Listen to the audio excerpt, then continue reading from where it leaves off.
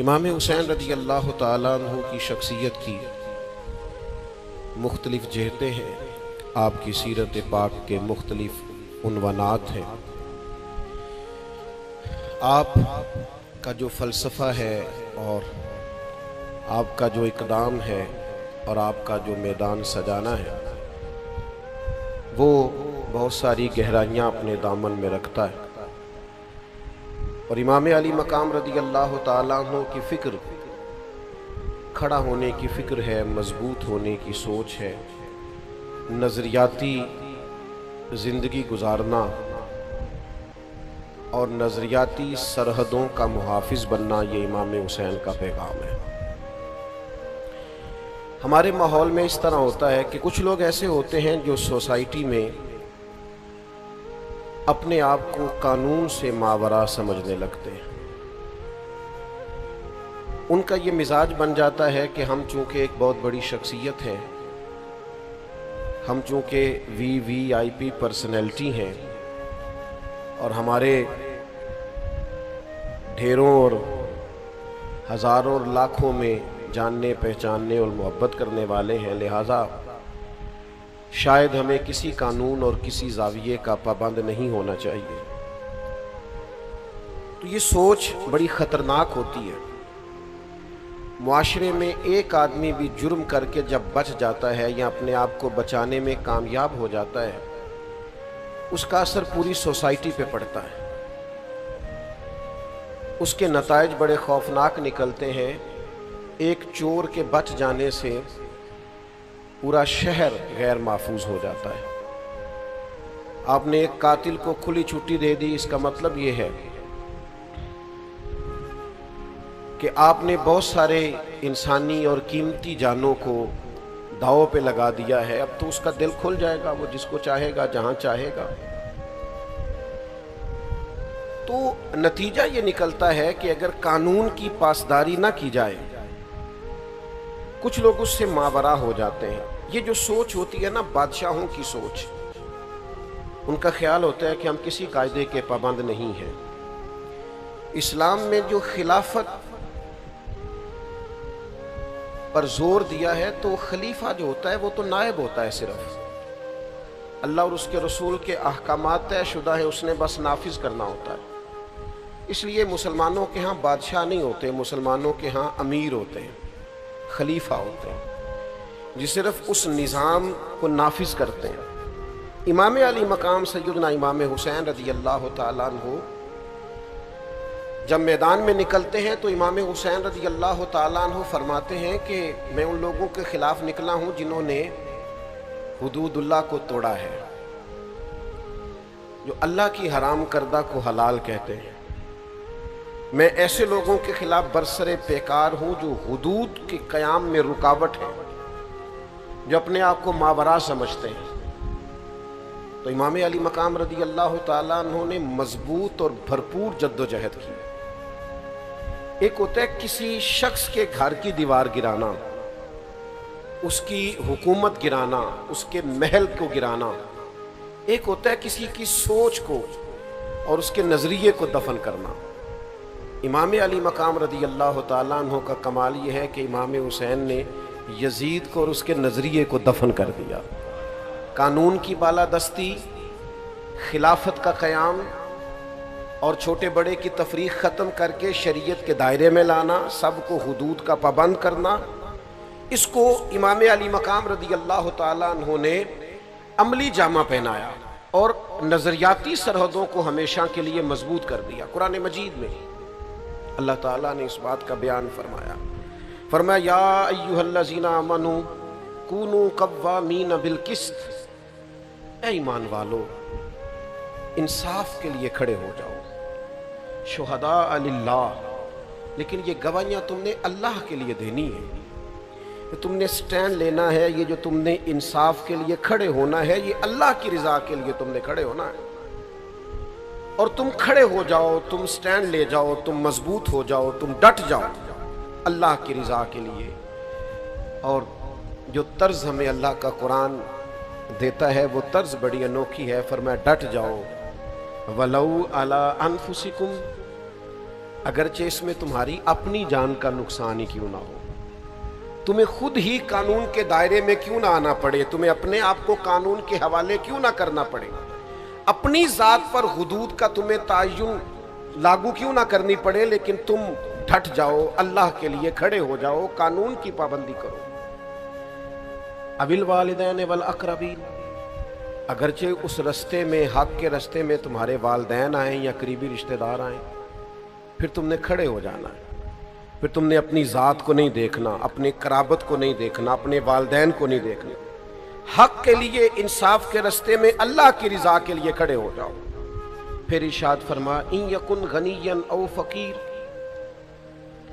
فرمایا اگرچہ اس رستے میں کوئی غنی آئے او فقیرہ، یا کوئی فقیر آئے، کسی مالدار کو نہیں دیکھنا کہ اس پر حد آ رہی ہے تو اس کے پیسوں کے روب کے نیچے آ جانا، اور کسی غریب کو دیکھ کر ترس بھی نہیں کھانا کہ میں فیصلہ کرنے لگا ہوں تو چلو تمہارا بندہ ہے، غریب آدمی ہے، میں تجھے چھوڑ دیتا ہوں، یہ کام نہ کرنا۔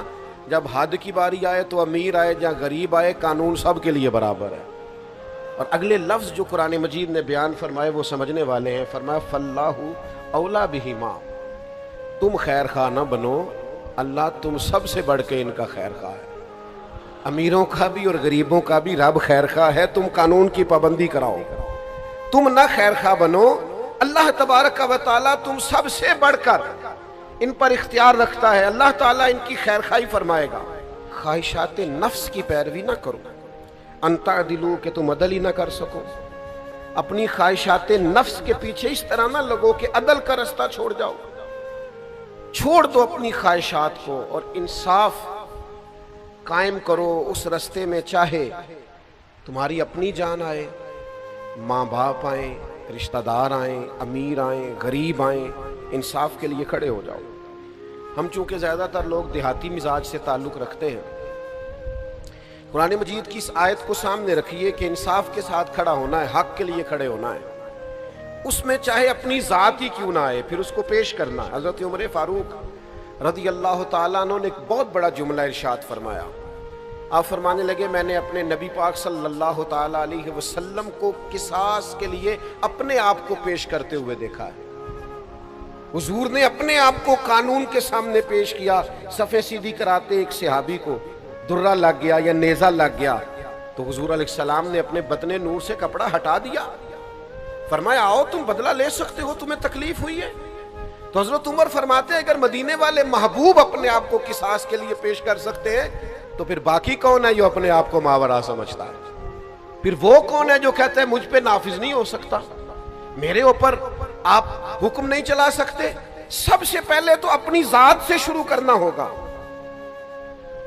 نبی پاک علیہ السلام نے خود ارشاد فرمایا اگر میری وجہ سے کسی کو تکلیف پہنچی ہو تو میں حاضر ہوں، بدلہ لے سکتا ہے۔ اگر حضور اپنے آپ کو پیش کرتے ہیں تو ہما چما کس کھاتے میں؟ ہمارے ہاں وہ جو فکری تضاد ہے، مطلب ہم یہ چاہ رہے ہیں پوری دنیا پہ دین نافذ ہو جائے، لیکن کہیں نفس کی خواہش یہ کہتی ہے کل دنیا پہ ہو، میرے اوپر نہ ہو۔ تو معاذ اللہ آپ اپنے آپ سے پہلے سوال تو کر لیں، آپ اس کٹہرے میں آنے کو تیار ہیں؟ میں اس بڑے مجمع میں بڑے درد کے ساتھ ایک بات کہتا ہوں، اللہ مجھے معاف فرمائے اگر کہیں میری طبیعت میں کسی قسم کا کوئی تصنع ہو۔ میں نے بہت پہلے کہا تھا کہ بہت بڑی گدیوں کے وارث پیر نہیں چاہتے کہ ملک میں دین نافذ ہو جائے، نہیں چاہتے، اس لیے کہ انہیں کٹہرے میں آنا پڑے گا، انہیں اپنی اربوں خربوں کی جائیداد کا حساب دینا پڑے گا، وہ جو الگ سے ایک سلطنت قائم کیے ہوئے ہیں وہ سلطنت ٹوٹ جائے۔ ہمارا مزاج نہیں ہے بھائی، ہم تھوڑا سا ہٹ کے جینا چاہتے ہیں، ہم سفارشی کارڈ اپنی جیبوں میں رکھتے ہیں، ہم اپنی گاڑیوں کے پیچھے لکھوائے پھرتے ہیں میں فلاں صاحب ہوتا ہوں، میں فلاں صاحب ہوتا ہوں، میرا فلاں نام ہے، میری موٹر سائیکل کے پیچھے لکھا ہوا ہوتا ہے میرا فلاں علاقے سے تعلق ہے۔ آپ کوئی الگ مخلوق ہیں؟ آپ نے جو موٹر بائک کے پیچھے اور گاڑی کے پیچھے لکھوا لیا ہے، اور آپ نے جو جھنڈا بلند کر لیا اپنی گاڑی پر، اور ایک آپ نے بلب جلنے والا اور اشارے دینے والا لگوا لیا، تو آپ کیا ہیں؟ قانون کے دائرے میں آپ آئیں گے، قانون کے دائرے میں۔ حضرت انس بن مالک رضی اللہ تعالیٰ عنہ فرماتے ہیں نصر کی بیٹی ربی نے ایک عورت کو کچھ مارا تھا اور اس کے دانت ٹوٹ گئے تھے، تو हुजूर की बारगाह में मुकदमा दायर हुआ तो नबी पाक ने फरमाया बदला दे ये। तो कहते हैं उन लोगों ने नसर, चूंकि बहुत अमीर लोग थे, कबीला बड़ा अमीर था, तो उसने अपनी बेटी के लिए जाके उनकी मिन्नत की, कहा यार तुम मेरी बेटी को माफ कर दो। कहा नहीं माफ करते, काम से कोई तुम जुर्माना ले लो। उन्होंने कहा हम नहीं माफ करते। तो हजरत अनस बिन मालिक कहते मैंने जाके अर्ज की हुजूर ये बहुत बड़ा कबीला है जो दीन में आया है, तो क्या अब इस जैसे लोगों पर भी किसास होगा? फरमाते हैं कि अल्लाह के महबूब अलैहिस्सलाम ने मेरी तरफ देखा और हुजूर के जुमलों में वो तासीर थी और लफ्जों में वो हकीकत बयानी थी कि फरमाते हैं कि मेरा दिल अजीब सफर करने लगा। हुजूर फरमाने लगे अंस तुमसे पहली कौमें इसलिए तबाह हुई थी कि गरीब जुर्म करता था तो सजा मिलती थी और अमीर जुर्म करते थे तो रिहा कर दिए जाते थे। हुजूर फरमाने लगे ये हद लगेगी, ये बदला देना पड़ेगा। क्यों देना पड़ेगा?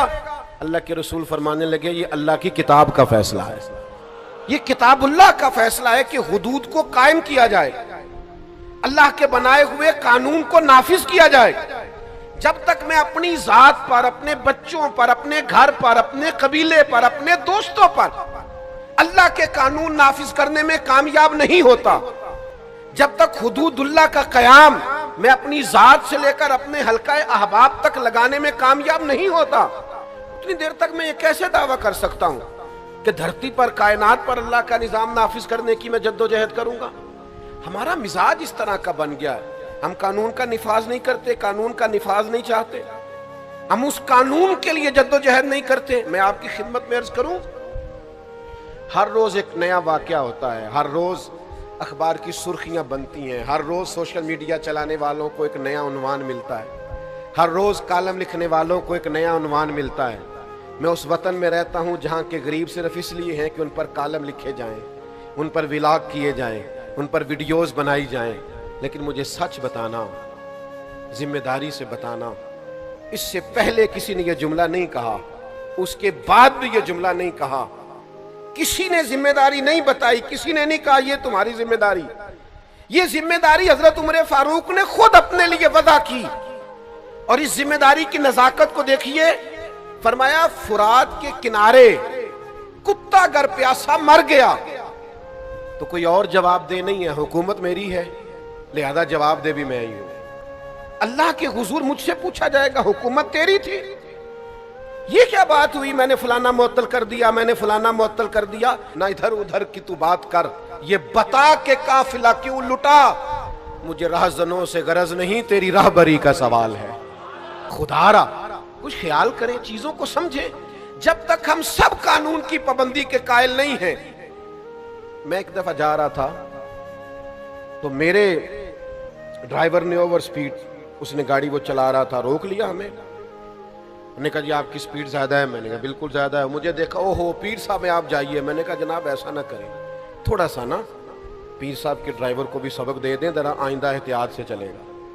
आप वो जो सब के लिए चालान बनाते हैं वो बनाइए, आप ये एक नुक्ता जरा लगाइए ताकि हमें एहसास हो। आप हमें मावरा ना कीजिए, आप हमें इस चक्की से गुजारिए, हमें एहसास दिलाइए। मैं एयरपोर्ट में उतरा किसी जगह से, किसी मुल्क से मैं लौट रहा था, तो मुझे देख के उस साहब ने कहा आप जरा आगे आ जाइए इमिग्रेशन के लिए। तो मैंने कहा फिर क्या होगा, इनमें से पता नहीं कौन ऐसा है जो अल्लाह की बारगाह का मकबूल और महबूब है, मैं कैसे उससे पुश्त कर डालूं। आप उन सब के लिए जैसे काम करेंगे फकीर भी उसी लाइन में आ जाएगा। हाँ पता ते सारा है सरदार नू कीतियां दा, एदा पर्दा चपाया ही तेरा भला हो सी। अपनी जिंदगी में कुछ अपने ऊपर भी नाफिज करें भाई, और फिर थोड़ा सा अपनों का एहतसाब भी करें, थोड़ा इर्द गिर्द भी देखें माहौल क्या है।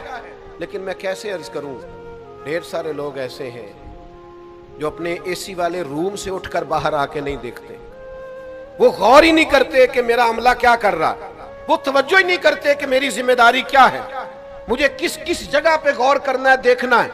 हम बहुत सारे ऐसे लोग हैं जो गैर जिम्मेदार हैं। कितने लोग हैं जिन्होंने कहा था कि मुझे कजन पर भरोसा है, मुझे ड्राइवर पर भरोसा है, मुझे पड़ोसी पर। तो भाई जिस पर भरोसा होगा नुकसान भी तो वही करेगा ना, जिस पर भरोसा ही नहीं उसने तो आपकी दीवार फलांगनी नहीं। یہ آپ کا بھروسہ، یعنی وہ جی یہ کزن ہے، ہمیں ان پر اعتبار ہے. تو میں نے کہا آپ کو اعتبار ہے، اللہ رسول کو نہیں. انہوں نے تو پردہ رکھا ہوا ہے، انہوں نے تو کزن کا پردہ رکھا ہے، نامحرم کا پردہ رکھا ہے. آپ کو اعتبار ہے، ان کو نہیں ہے، انہوں نے منع کیا. تو میرے بھائی جب تک آپ محاسبہ نہیں کریں گے، احتساب نہیں کریں گے، قانون کو نافذ نہیں کریں گے، اپنے ارد گرد نہیں دیکھیں گے. کائنات میں سب سے عظمتوں والی بیٹی کا نام سیدہ فاطمہ ہے. وہ علی کے گھر کی ہیں، عزت علی سے سنتے ہیں. وہ نبی کے گھر کی ہیں، عزت یہ نبی سے سنتے ہیں. وہ جس نے معزز کیا گھرانے کو، حسین پال کے جس نے دیا زمانے کو. کیا عظمت ہے سیدہ پاک کی. لیکن ذرا یہ والا رنگ بھی دیکھو نا.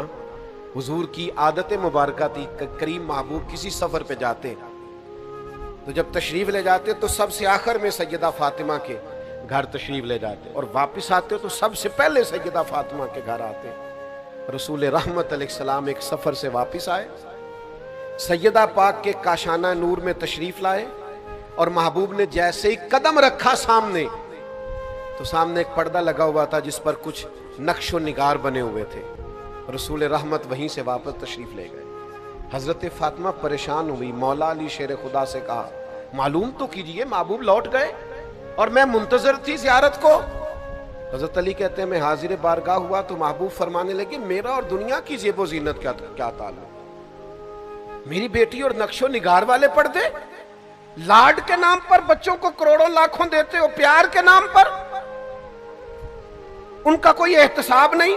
محبت اور چیز کا نام ہے، اور احتساب کرنا اور ان کو ٹھیک رکھنا یہ ایک اور چیز ہے. اور احتساب کرنے کا مطلب یہ نہیں کہ آپ کو محبت نہیں. آپ ہر دفعہ بچے سے پوچھیں وہ سودا لینے گیا تھا تو بقایا کیوں نہیں لایا، آپ اس کا حساب کریں تیرے پاس اتنے تھے. اور لوگ فخر سے بتا رہے ہوتے میں نے کبھی حساب نہیں پوچھا. تو آپ نے ظلم کیا ہے نا، کیوں نہیں پوچھا؟ بیٹے سے حساب پوچھیں، اسے حساب کی عادت ہو، اسے اپنی زندگی میں پرکھنا آئے. لوگوں کے ساتھ جب وہ معاملات کرے گا تو مضبوط رہے گا. نوجوان دوستو، حضرت سیدہ پاک رضی اللہ تعالیٰ عنہ کو جب پتا چلا نا کہ محبوب تو میری وہ نقش و نگار والے پردوں سے خوش نہیں ہوئے، تو سیدہ پاک پھر سیدہ پاک ہیں، ان کے قریب بھی کوئی ایسی چیز نہیں آتی. حالانکہ یہ جائز تھا، اگر کوئی انسانی صورت نہیں بنی ہوئی اس پر تو یہ جائز تھا. کسی کے پاس جائز پیسے ہوں تو یہاں نقش و نگار بنے نہیں ہوئے. لیکن چونکہ محبوب کو پسند نہیں آیا تو سیدہ پاک نے اسی وقت اتارا اور اللہ کی راہ میں خیرات کرا. ہم جب احتساب نہیں کریں گے، جب ہم غور نہیں کریں گے، ہمارے گھر میں باتیں ہو رہی ہوتی ہیں، ہمارے بچے باتیں کر رہے ہوتے ہیں، خاندان کی غیبتیں ہو رہی ہوتی ہیں، لوگوں کی پگڑیاں اچھل رہی ہوتی ہیں، ہمارے گھر میں سب کچھ ہوتا ہے، اور ہم جب منع نہیں نہ کرتے تو تھوڑا سا انتظار کیجئے، اس بچے کی شادی ہو لینے دیجئے. جو سارا کچھ یہ آپ کے پاس بیٹھ کے غیروں کے لیے کرتا رہے نا، وہ آپ کی باری بھی آنے والی ہے، وہ ساری باتیں آپ کے لیے کرے گا. اب میں ایک جگہ پہ 3 لوگ بیٹھے تھے تو ان میں سے 2 اٹھ کے چلے گئے تو میں اکیلا رہ گیا. تو ایک صاحب نے وہ ان کے پردے کھولے اور وہ ان کی پگڑیاں کھولیں، وہ حال کیا یہ ایسا ہے. اور جب تک وہ بیٹھے تھے خوشامد کر رہا تھا، تعریفیں کر رہا تھا. وہ چلے گئے تو حال ہی برا کرنے لگا. تو میں بڑے غور سے دیکھنے لگا، کہنے لگے آپ کیوں پریشان ہو گئے؟ تو میں نے کہا مجھے تو اپنی فکر پڑ گئی ہے، وہ 2 گئے ہیں، تو نے کوئی حال نہیں چھوڑا، جب میں جاؤں گا تو کیا اشر کرے گا؟ اس لیے کہ میں تو سونگ گیا ہوں، تو کیا آدمی ہے، میرے جانے پر تو اللہ جانے کیا حال کرے. نہیں نہیں نہیں نہیں، آپ تو اچھے آدمی ہیں. میں نے کہا یہ تو ان کے منہ پہ بھی کہہ رہا تھا، یہ تو وہاں بھی کہہ ہی رہا تھا بھائی. وہ تو مجھے سمجھ آ گئی ہے تو کس لیول اور کس مزاج کا آدمی. تو یاد رکھیے گا احتساب، اپنوں کا احتساب. اور اگر آپ کے دائیں بائیں ذرا برابر بھی کوئی شخص شریعت کی حدود کو پامال کر رہا تو اس کا پورے طور پر احتساب باز پرس یہ بڑا ضروری ہے. اگر آپ نہیں کریں گے تو آپ محسوس کریں گے کہ ماحول بگڑتا جا رہا ہے. سیدہ طیبہ طاہرہ سیدہ عائشہ صدیقہ، قربان جاؤں ان رستوں سے جن رستوں سے مومنوں کی ماں گزرا کرتا. یہ کیسی عظمتوں والی خاتون ہے جن کے گھر جا کے اللہ کے محبوب سکون محسوس فرمایا کرتا. حضرت سیدہ عائشہ صدیقہ فرماتی ہیں میں نے کسی خاتون کے بارے میں بات کر دی برسبیل تذکرہ. میں نے کہا قد کتنا چھوٹا ہے اس کا؟ تو ابو داؤد شریف پڑھ کے دیکھیے. فرماتی ہیں حضور کا میں نے چہرہ نور دیکھا تو اظہار ناراضگی.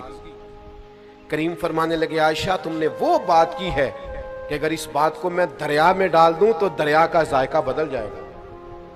इतनी सख्त बात कर दी, किसी के बारे में तुमने बात की, दरिया का जायका बदल जाए जो तुमने जुमला किसी के लिए कहा है।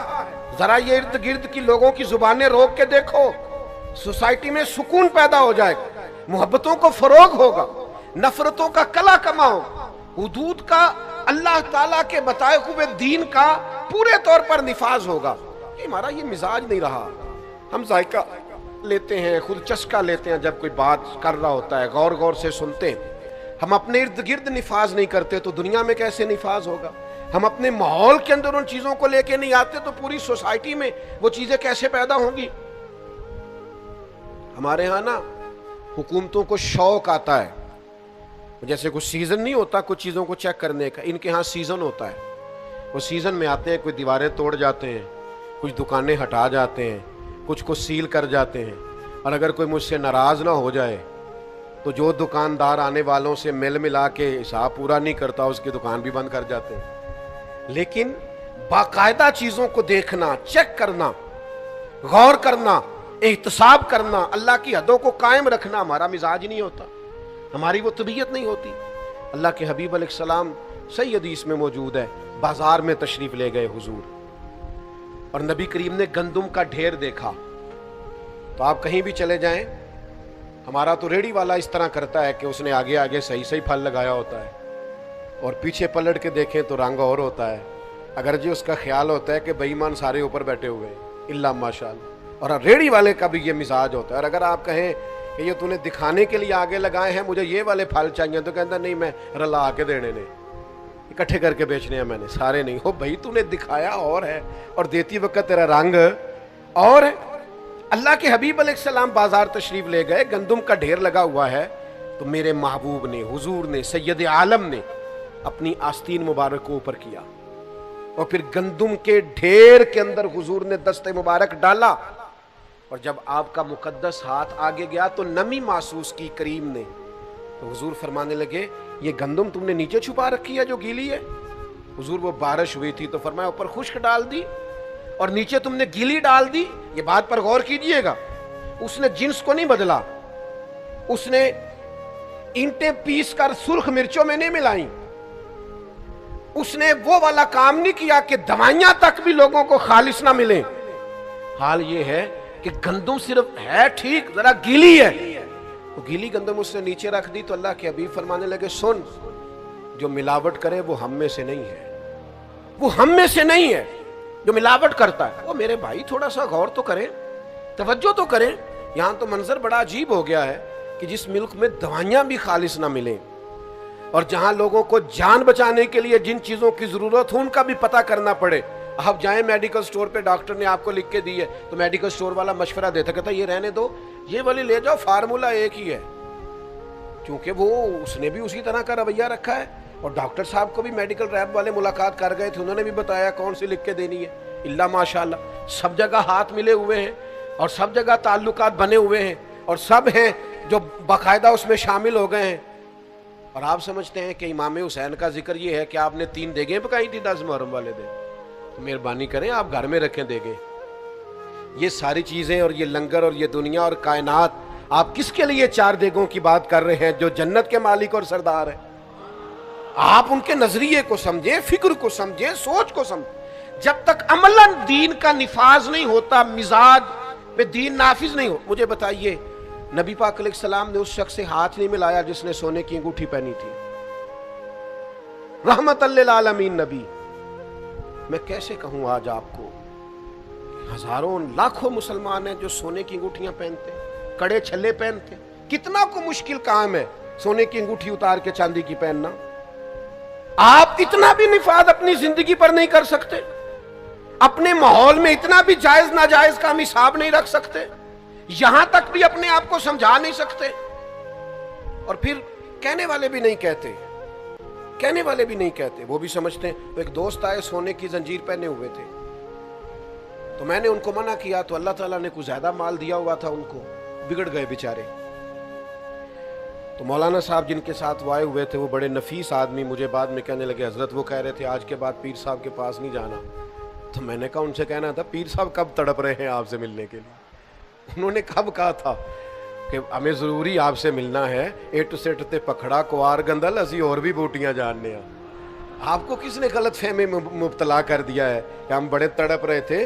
شریعت کا حکم آپ کو سنایا جائے اور آپ بگڑ جائیں, ایک دفعہ نہیں 100 دفعہ بگڑے. آپ 100 دفعہ بگڑے, 1000 دفعہ بگڑے تو صحیح, خدا را دین کے نام پر بگڑے تو صحیح, پتہ تو ہو کہ دین کے لیے بگڑ گئے. میرے عزیز, اپنی زندگی میں مزاج میں نفاذ دین کا مزاج بنائیں. یہ کیا عجیب بات ہوئی کہ میں اپنا مخالف دیکھ کے تو کڑتا ہوں, اپنا مخالف دیکھ کر تو بے چین ہوتا ہوں, میری طبیعت میں جلال آتا ہے, لیکن شریعت کا مخالف دیکھ کر مجھے کچھ بھی نہیں ہوتا. میرا شاگرد, میرا مرید, میرا عقیدت مند, میرا ادارے میں ڈیوٹی کرنے والا, میرے دفتر میں کام کرنے والا, میرے ہاں ملازمت کرنے والا, وہ ذرا سا میری نافرمانی کرے تو میری طبیعت بگڑ جائے. اور رب کی نافرمانی ہر جگہ ہوتی رہے اور مجھے ذرا احساس بھی نہ ہو.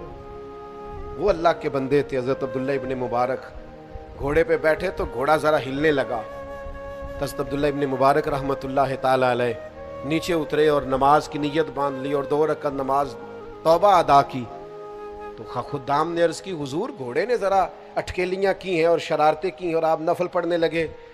حضرت عبداللہ ابن مبارک کی آنکھوں میں آنسو چمک آئے, فرمانے لگے جس دن مجھ سے رب کی نافرمانی ہو جاتی ہے نا, اس دن جو میرے فرما بردار ہیں وہ میری نافرمانی کرنے لگ جاتے ہیں. تو اس گھوڑے نے آج نافرمانی کیا تو توبہ کر رہا ہوں, کہیں اللہ کی مجھ سے کوئی نافرمانی تو نہیں ہو گئی. بھائیو, تھوڑا سا سمجھے چیزوں کو. اور آپ نفاذ قانون اور نفاذ شریعت اور حدود کا تعین جو ہمارے دائرہ کار میں ہے وہ تو کریں, اس کا تو لحاظ کریں. پورے ملک پر اسلامی نظام نافذ کر دو, کوئی خاتون بغیر پردے کے باہر نہ آئے. وہ تو جب نافذ ہوگا تب آئے گا نا, ابھی آپ اپنے گھر پہ تو نافذ کریں نا, اپنے اہل خانہ کو تو پردہ کرائیں نا, ان کو تو تلقین کریں نا با پردہ رہنے. جہاں تک آپ کنٹرول رکھتے ہیں وہاں تک تو آپ دین کی بات کریں, لیکن آپ تو اپنے گھر کے اندر بھی ناکام ہے دین کے نفاذ کے لیے. اور یہ کہ آپ پوری دنیا میں اور پورے ملک میں نافذ کرنے کی بات کر رہے ہیں. وہ خاص احساس پیدا کریں, اپنا مزاج اس طرح کا بنائیں جو قانون کا پابند ہو, اپنی طبیعت اس طرح کی بنائیں جو قانون کی پابند. اور پھر میں نے دیکھا ہے اس ملک میں رہنے والے جو ہر روز قانون توڑتے ہیں, وہ کسی دوسرے ملک میں جاتے ہیں تو بہترین قانون کے پابند ہو جاتے ہیں. وہ ڈرتے پھرتے ہیں, سہمے ہوئے ہوتے ہیں, کسی قانون کو نہیں توڑتے. اور یہاں آ کے وہ بہانے بناتے ہیں جی یہاں ایسے ہی چلتا ہے. اور جناب یہاں ایسے نہیں چلتا, جہاں آپ جیسا بندہ چلتا ہے. وہ ٹھیک ہو جائے تو باقی بھی سارا ماحول بہتر ہو جائے. آپ تو اپنے اندر تبدیلی لائیں, آپ تو اپنے آپ کو بدلیں, آپ تو اپنے اوپر غور کریں, اپنے مزاج کو تبدیل کریں, اپنی طبیعت کے اندر بدلاؤ لائیں, آپ تھوڑا سا چینج ہوں. اور قانون سب کے لیے برابر ہے, اس میں آپ کسی قسم کی گنجائش نہ دیں, کسی حکمت کے نام پر کسی بزدلی کا شکار نہ ہو. کیا ہو جائے گا, فلاں بگڑ جائے گا. میں دوستوں سے اکثر کہا کرتا ہوں, لوگ اپنا مقابلہ ہی نہیں کرتے حق بات کہنے کے لیے. اپنا ضمیر ہی ان کا کہتا ہے دنیا ناراض ہو جائے گی, حالات خراب ہو جائیں گے, تجھے کیا لگے, چل رہا ہے نا سب ٹھیک ہے, چلنے دے. غسان کے بادشاہ جبیلہ نے کلمہ پڑھ لیا تھا. بادشاہ یعنی آج کسی کے دوستوں میں کوئی وزیر بن شامل ہو جائے دوستوں میں, کیا اس کی اتھارٹی ہوتی ہے؟ لوگ مفت میں. میں نے تو ایسے بھی دیکھا ہے اپنے دیہاتی ماحول میں کہ وہ جو ووٹر سپورٹر ہوتے ہیں نا, ایم این اے صاحب کے, ایم پی اے صاحب کے, وہ بعد میں کہتے پھرتے ہیں ہم نے جتوایا جی اسے. تو میں نے کہا آپ مہربانی کریں, آپ نہ بولیں, اسے بولنے دیں. وہ تو نام تک نہیں لے رہا, آپ نہ اظہار کریں, اس سے پوچھیں. وہ تو کہتا ہے کہ ماں بدولت چیز ہی بڑی ہے, علاقہ پیار ہی بڑا کرتا ہے. تو آپ کس چکر میں ہیں؟ وہ اسے ضرورت تھی آپ کی, اس نے آپ کو بلا لیا, آپ نہیں ہے تو ختم ہو گئی بات. لیکن ایک وزیر اور ایم این اے تک لوگوں کا یہ مزاج ہوتا ہے. اور ایک ملک کا بادشاہ مسلمان ہو گیا, اور پھر وہ حج کرنے کے لیے بیت اللہ آ گیا, اور جب وہ طواف کر رہا تھا تو اس نے بہت بڑا جبہ پہنا ہوا تھا, بہت بڑا لباس, اور اس کے پیروں کے نیچے تک وہ لٹکتا جا رہا تھا. زمانہ تھا سیدنا فاروق اعظم کا. ایک غریب آدمی بھی طواف میں شامل تھا. ایک حج ہوتا ہے, ایک وی آئی پی حج ہوتا ہے, ایک وی آئی پی حج ہوتا ہے. تو ایک صاحب مجھے کہنے لگے کہ ہمارا پیکج سب سے اعلیٰ ہے. تو میں نے انہیں کہا مثلاً کیا اعلیٰ ہے؟ کہنے لگے کمرے بڑے بہترین, رہائش بڑی شاندار, کھانا بڑا زبردست. تو میں نے کہا جب بیت اللہ شریف میں طواف کرنے جائیں گے تو پھر میرا خیال ہے سارے اکٹھے نہیں ہو جائیں گے.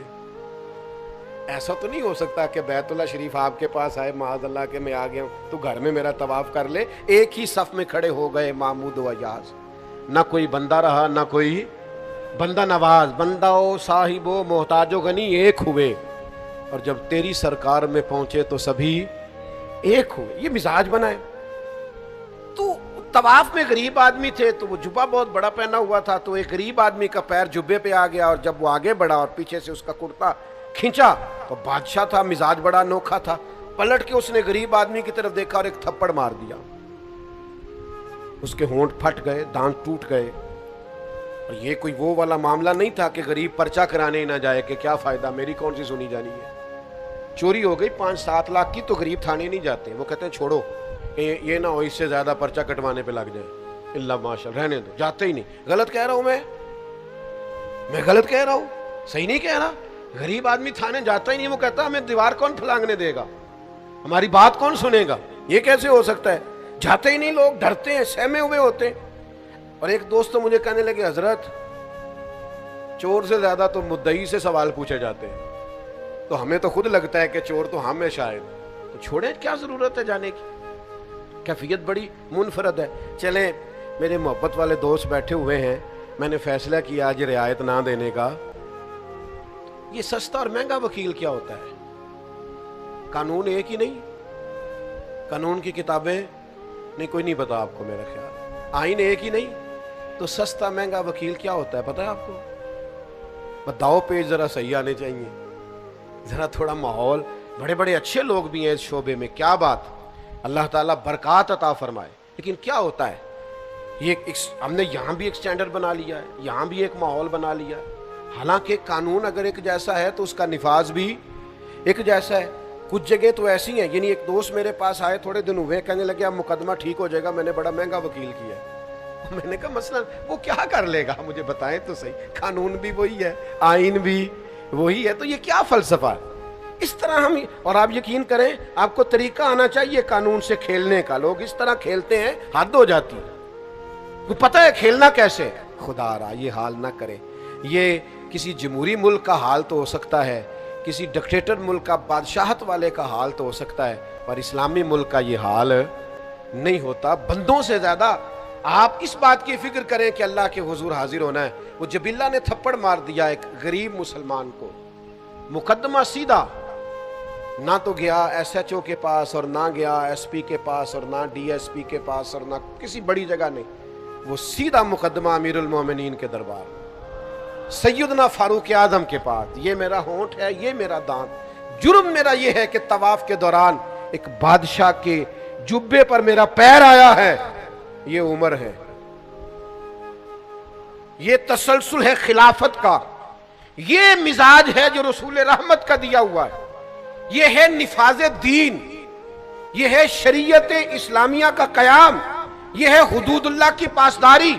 حضرت عمر نے اس بادشاہ کو بلایا, فرمایا یہاں اس غریب کو راضی کر لو, یہاں کل شام کو تمہیں بدلہ دینا پڑے گا. وہ کہنے لگا میں بادشاہ ہوں, میں بھی بدلہ دوں گا. فرمایا سارے ہی دیں گے, یہ حضور کا دین ہے, اس میں کوئی امیر غریب نہیں ہوتا. آپ کو بدلہ دینا ہے, آپ کو کٹہرے میں آنا ہے, آپ کو ذمہ داری ہے آپ کی. آپ کو بتا کیوں تھپڑ مارا آپ نے؟ کہنے لگا میں تو اسلام اس لیے لایا تھا کہ میری عزت اور بڑھ جائے گی. آپ نے فرمایا تو بدلہ دے, عزت اسی میں ہے. واہ, میدان میں آ. اللہ اکبر. اس نے کہا مجھے ایک رات کی مہلت دے دے, صبح میں بتاؤں گا. رات کو اس نے اٹھایا سارا سامان اور وہ بھاگ گیا واپس, اور اپنے ملک میں جا کے پھر سے عیسائی ہو گیا, مرتد ہو گیا. لوگوں نے حضرت عمر سے کہا, گویا کہنے والوں نے کہا اور سوچا کہ جناب ایک بادشاہ وقت کو ضائع کیا. تو تاریخ مسکرا کے کہہ رہی تھی عمر نے بندہ ضائع نہیں کیا, عمر نے رسول اللہ کا دین نافذ کیا ہے. آپ دین نافذ کریں, جو ضائع ہوتا ہے سو ضائع ہو جائے. ہمیں سب سے پہلے اپنے آپ پر قانون کو, دین کو نافذ کرنا, اپنے گھر پہ دین کو نافذ کرنا. امام علی مقام رضی اللہ تعالیٰ عنہ, ان کے میدان میں نکلنے کا فلسفہ آپ سمجھیں. امام حسین رضی اللہ تعالیٰ عنہ کا فلسفہ یہ ہے کہ یہ جو یزیدی ہیں یہ حدود اللہ کو پامال کر رہے ہیں, یہ محرمات کو حلال کر رہے ہیں, لہذا ان کے خلاف کھڑے ہونا ہے, نفاذ دین کے لیے, شریعت کی حدوں کو برقرار کرنے کے لیے. اور اس کا نتیجہ نکلا امام علی مقام رضی اللہ تعالیٰ عنہ نے اس مقصد کو اتنا بڑا مقصد جانا کہ ساری اولاد اس راستے میں قربان کر دی، اپنی جان تک دے دی، لیکن اتنا بڑا مقصد ہے اللہ کی حدود کا قیام، میں اور آپ تھوڑا تھوڑا اپنے آپ کو بیک لے کے آئیں۔ جو فلاں صاحب ہوتے ہیں اور پھر لوگ آ کے نا بڑی کہانیاں سناتے ہیں، میں بینک میں گیا تھا جی، دین کی بڑی برکت ہے، لوگ بڑے کھڑے تھے، انہوں نے مجھے اندر بلا لیا، میں نے کہا آپ کو دھوکہ ہوا ہے، ہم مہربانی فرمائیں آپ کو لائن میں رہنا چاہیے تھا، یہی آپ کے لیے بہتر تھا، اور اسی میں عافیت تھی، اسی میں آسانی تھی، لیکن وہ تھوڑا سا دنیا سے ہٹ کے ہونے میں نفس کی بڑی خواہش ہے، تسکین ہے، تو ذرا لوگ تھوڑا سا اس کو بڑھا چڑھا کے پیش کرتے ہیں، تھوڑا سا اس میں لوگ میں ہمارے سنگی احباب اور دیگر حضرات میں سے کچھ لوگوں کا یہ خیال ہوتا ہے کہ ہم کسی محفل میں شامل نہ ہوں، ہم کسی دینی تقریب میں کسی عالم کی، کسی مبلغ کی کوئی بات نہ سنیں، ہم الگ سے جائیں تاکہ ہماری ویڈیو بن جائے، ہماری فوٹو آ جائے، ہمارے تعلقات کا پتہ ہو جائے۔ ہمارے اصحاب قبلہ عالم فرمایا کرتے تھے جو فیض مسلمانوں کے اجتماعی مل کے بیٹھنے میں ہوتا ہے نا، وہ اکیلے اکیلے بات کرنے میں نہیں ہوتا۔ میرے عزیزو، امام علی مقام کے پیغام کو سمجھیے۔ میری آخری بات، اس کو اچھے طریقے سے اپنے دل میں جگہ دیجیے گا، یہ میری گفتگو کا خلاصہ بھی ہے اور ہم سب کے یہاں آج جمع ہونے کا مقصد بھی ہے۔ شریعت اسلامیہ کو سمجھیے، شریعت کے مزاج کو سمجھیے، اور دین دنیا میں نافذ ہونے کے لیے آیا ہے، اس کے نفاذ کے لیے اپنے آپ کو پیش کیجیے۔ شریعت اسلامیہ کے جو قانون ہیں، حلال و حرام کے جو مسائل ہیں، ان کو سمجھیے، اس پر غور کیجیے، اور سب سے پہلے اپنے آپ کو پیش کیجیے، دین کا نفاذ کیجیے، پھر اپنے بچوں پر، پھر اپنے گھر پر، پھر آپ کے دوست، اپنے دوستوں میں اس بات کی ترویج کیجیے کہ یہ شریعت کا حلال ہے اور یہ شریعت کا حرام ہے۔ وہ ماحول نہ بنائیے کہ دوست جرم کر کے آیا اور ہم نے اسے پناہ دینی۔ دوست ہی مشکل وقت میں کام آتے ہیں، یہ زیادتی ہے دوست کے ساتھ۔ آپ اس کے مشکل وقت میں کام نہیں آ رہے، اس کے غلط وقت میں کام آ رہے۔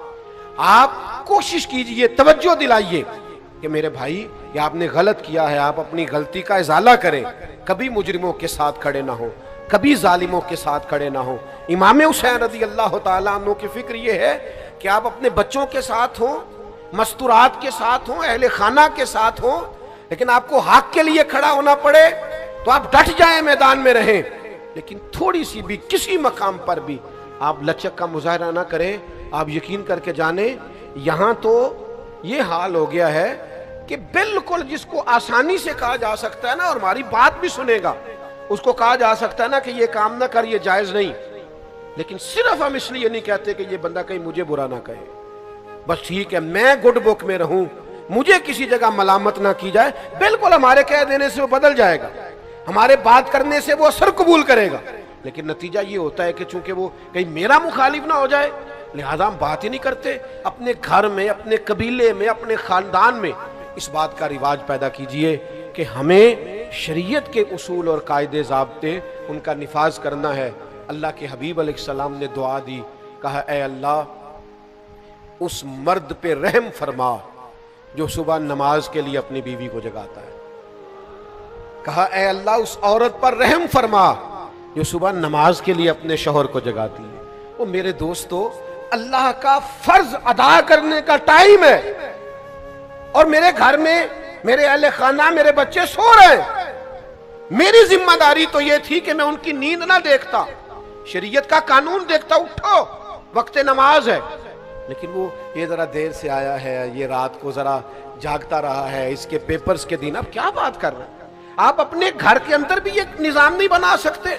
میں تو ان بزرگوں کو جانتا ہوں جو کہتے تھے پتر آج میرے لیے کھانا نہ بنانا، اگر تو نماز کے لیے بر وقت نہیں اٹھ سکتی تو میرا بیٹا میرے کھانے کا تو گزارا ہو جائے گا، میں ہوٹل سے بھی کھا لوں گا، مجھے ڈر آتا ہے۔ تو اللہ کی حدوں کو توڑتے، سمجھتے نہیں بات۔ وہ خدا را تھوڑا سا شریعت کے ماحول میں اپنے آپ کو ڈھالیے، امام حسین کی اصل فکر کو سمجھیے۔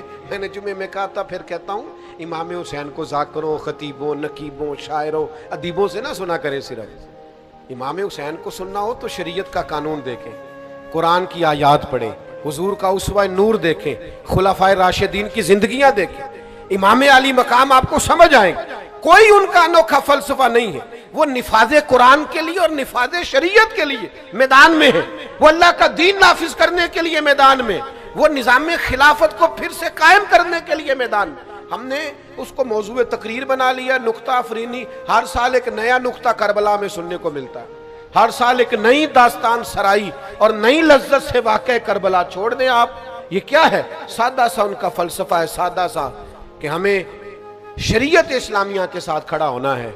और इमाम अली मकाम के मानने वालों को भी चाहिए, ऐसा ना हो कि सारा साल यजीदियों के साथ रहें और यकम से 10 मुहर्रम तक वो हुसैनी बन के मैदान में आ जाए। हमसे ना रकम होंगे कसीदे यजीद के, हम लोग तो हुसैन के सीरत निगार हैं।